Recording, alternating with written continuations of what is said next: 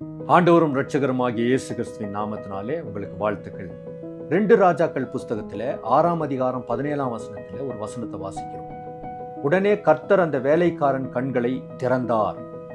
இதோ எலிசாவை சுற்றிலும் அக்கினி மயமான குதிரைகளாலும் ரதங்களாலும் அந்த மலை நிறைந்திருக்கிறதை அவன் கண்டான்.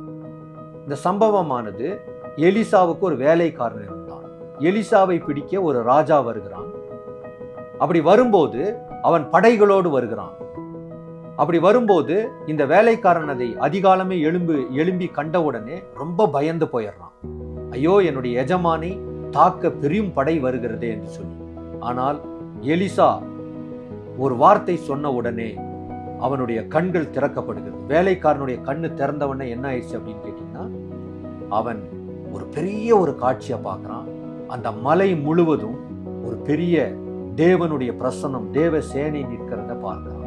ஆம், நம்முடைய குழப்பமான சூழ்நிலையில, நம்முடைய கலங்கின சூழ்நிலையில கர்த்தர் அப்படியே அந்த சூழ்நிலையை மாற்றி அந்த சூழ்நிலையில நம்மை தைரியப்படுத்த அவராலே கூடும் என்ற ஒரு பெரிய சத்தியத்தை இந்த சம்பவத்தின் மூலமா நம்ம பார்க்கிறோம்.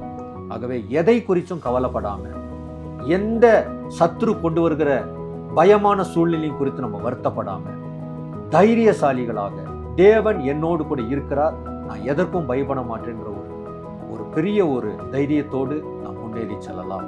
தேவன் நம்மை பலப்படுத்தி நடத்துவாராக. ஆமென்.